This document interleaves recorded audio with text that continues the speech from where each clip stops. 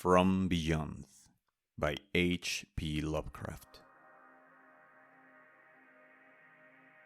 Horrible beyond conception was the change which hath taken place in my best friend, Crawford Tillinghast. I had not seen him since that day, 2 months and a half before, when he had told me toward what goal his physical and metaphysical researches were leading. When he had answered my awed and almost frightened remonstrances by driving me from his laboratory and his house in a burst of fanatical rage, I had known that he now remained mostly shut in the attic laboratory with that accursed electrical machine, eating little and excluding even the servants. But I had not thought that a brief period of 10 weeks could so alter and disfigure any human creature. It is not pleasant to see a stout man suddenly grown thin, and it is even worse when the baggy skin becomes yellowed or grayed, the eyes sunken, circled, and uncannily glowing, the forehead vined and corrugated, and the hands tremulous and twitching.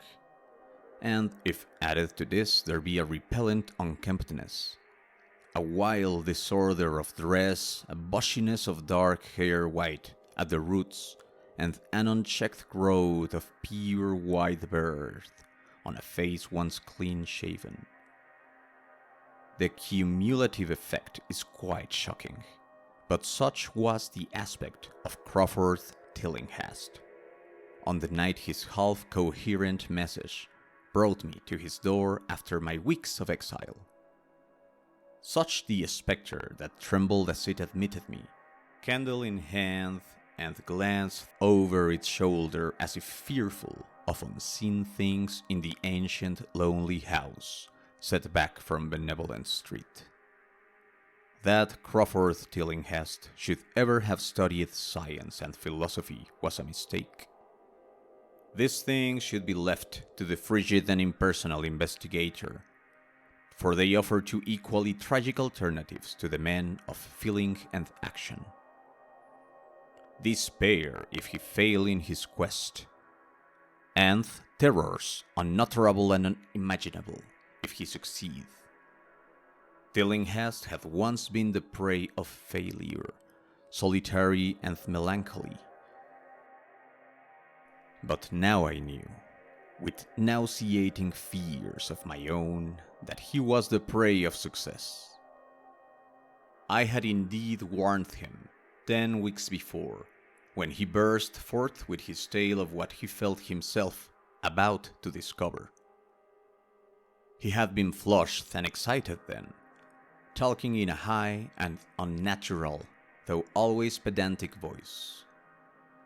"What do we know," he had said, "of the world and the universe about us? Our means of receiving impressions are absurdly few, and our notions of surrounding objects infinitely narrow.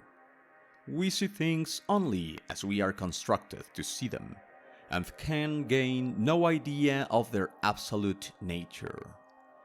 With 5 feeble senses, we pretend to comprehend the boundlessly complex cosmos. Yet, other beings with a wider, stronger, or different range of senses might not only see very differently the things we see, but might see and study whole worlds of matter, energy, and life, which lie close at hand yet can never be detected with the senses we have.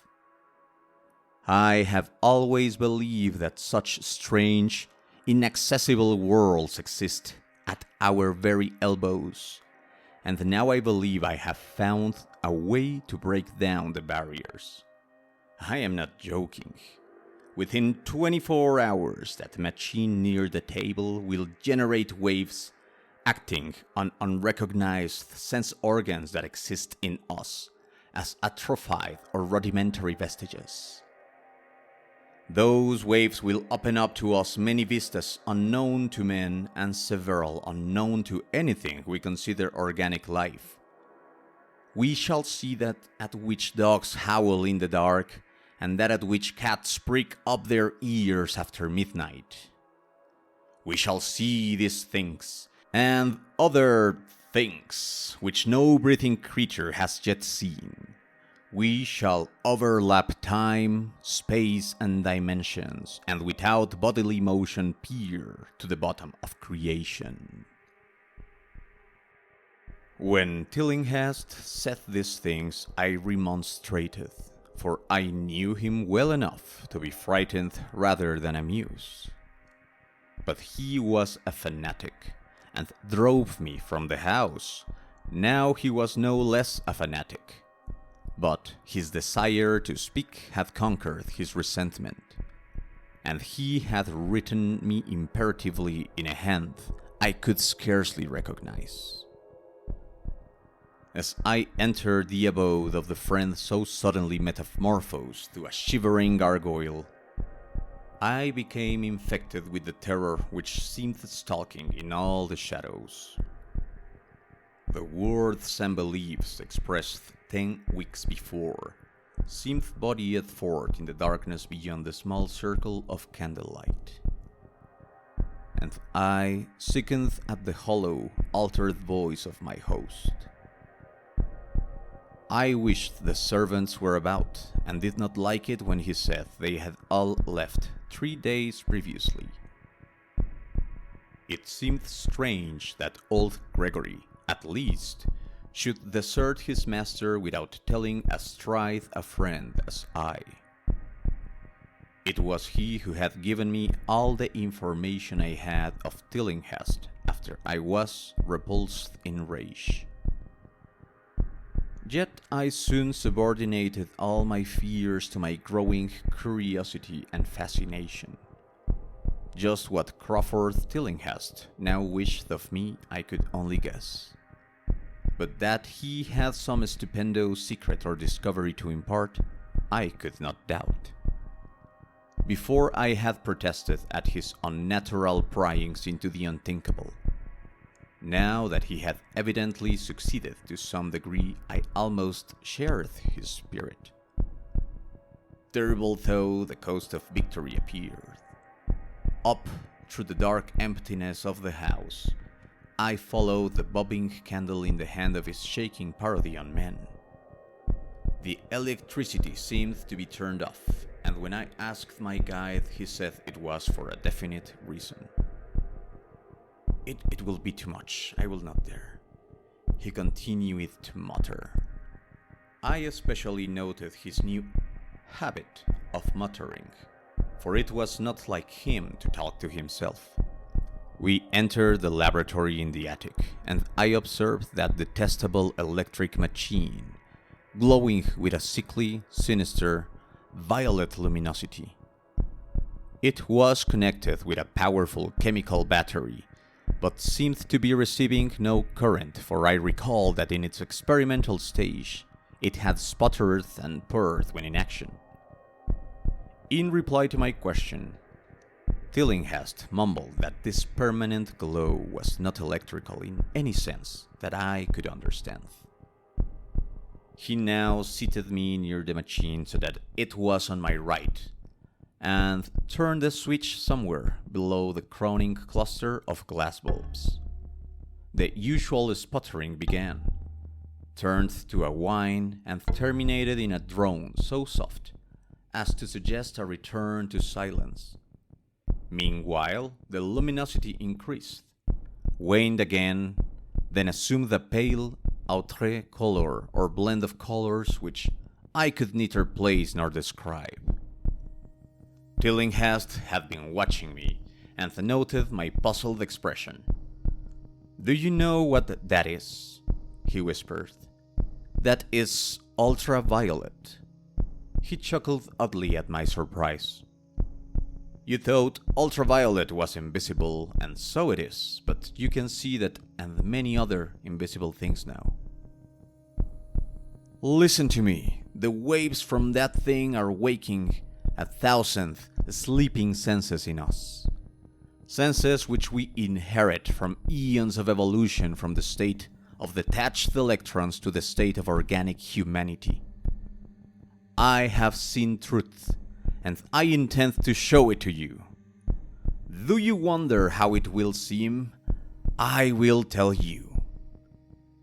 Here, Tillinghast seated himself directly opposite me, blowing out his candle and staring hideously into my eyes. Your existing sense organs, ears first, I think, will pick up many of the impressions, for they are closely connected with the dormant organs. Then there will be others. You have heard of the pineal gland. I laugh at the shallow endocrinologist, fellow dupe and fellow parvenu of the Freudian. That gland is the great sense organ of organs, I have found out. It is like sight in the nth, and transmits visual pictures to the brain. If you are normal, that is the way you ought to get most of it. I mean, get most of the evidence from beyond. I looked about the immense attic room with the sloping south wall, dimly lit by rays which the everyday eye cannot see. The far corners were all shadows, and the whole place took on a hazy unreality which obscured its nature and invited the imagination to symbolism and phantasm. During the interval that Tillinghast was silent, I fancied myself in some vast and incredible temple of long-dead gods. Some vague edifice of innumerable black stone columns reaching up from a floor of damp slabs to a cloudy height beyond the range of my vision. The picture was very vivid for a while, but gradually gave way to a more horrible conception, that of utter, absolute solitude in infinite, sightless, soundless space. There seemed to be a void and nothing more, and I felt a childish fear which prompted me to draw from my hip pocket the revolver I always carried after dark since the night I was held up in East Providence. Then, from the farthermost regions of remoteness, the sound softly glided into existence. It was infinitely faint, subtly vibrant, unmistakably musical, but held a quality of surpassing wildness, which made its impact feel like a delicate torture of my whole body. I felt sensations like those one feels when accidentally scratching ground glass. Simultaneously, there developed something like a cold draught, which apparently swept past me from the direction of the distant sound. As I waited breathlessly, I perceived that both sound and wind were increasing, the effect being to give me an odd notion of myself as tied to a pair of rails in the path of a gigantic, approaching locomotive. I began to speak to Tillinghast, and as I did, so all the unusual impressions abruptly vanished. I saw only the man, the glowing machine, and the dim apartment. Tillinghast was grinning repulsively at the revolver which I had almost unconsciously drawn, but from his expression I was sure he had seen and heard as much as I, if not a great deal more. I whispered what I had experienced, and he bade me to remain as quiet and receptive as possible.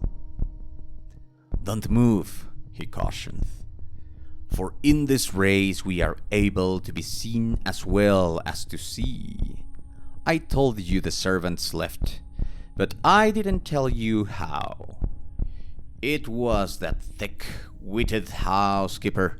She turned on the lights downstairs after I had warned her not to, and the wires picked up sympathetic vibrations.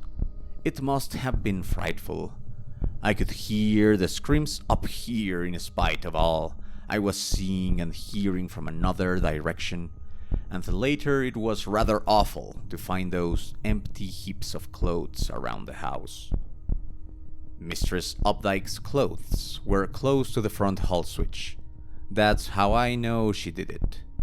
It got them all. But so long as we don't move, we are fairly safe. Remember, we are dealing with a hideous world in which we are practically helpless. Keep still. The combined shock of the revelation and of the abrupt command gave me a kind of paralysis. And in my terror, my mind again opened to the impressions coming from what Tillinghast called beyond. I was now in a vortex of sound and motion, with confused pictures before my eyes. I saw the blurred outlines of the room, but from some point in space there seemed to be a purring, a seething column of unrecognizable shapes or clouds penetrating the solid roof at a point ahead and to the right of me. Then I glimpsed the temple-like effect again, but this time the pillars reached up into an aerial ocean of light, which sent down one blinding beam along the path of the cloudy column I had seen before. After that, the scene was almost wholly kaleidoscopic, and in the jumble of sights, sounds, and unidentified sense impressions, I felt that I was about to dissolve or in some way lose the solid form. One definite flash I shall always remember. I seemed for an instant to behold a patch of a strange night sky filled with shining, revolving spheres, and as it receded, I saw that the glowing suns formed a constellation or galaxy of settled shape. This shape being the distorted face of Crawford Tillinghast. At another time I felt the huge, animate things brushing past me and occasionally walking or drifting through my supposedly solid body. And though I saw Tillinghast look at them as though his better trained senses could catch them visually, I recalled what he had said of the pineal gland and wondered what he saw with this preternatural eye. Suddenly, I myself became possessed of a kind of augmented sight. Over and above the luminous and shadowy chaos arose a picture which, though vague, held the elements of consistency and permanence. It was indeed somewhat familiar, for the unusual part was superimposed upon the usual terrestrial scene, much as a cinema view may be thrown upon the painted curtain of a theater. I saw the attic laboratory, the electrical machine, and the unsightly form of Tillinghast opposite me. But of all the space unoccupied by familiar material objects, not one particle was vacant. Indescribable shapes, but alive and otherwise, were mixed in disgusting disarray, and close to every known thing were whole worlds of alien, unknown entities. It likewise seemed that all the known things entered into the composition of other unknown things, and vice versa.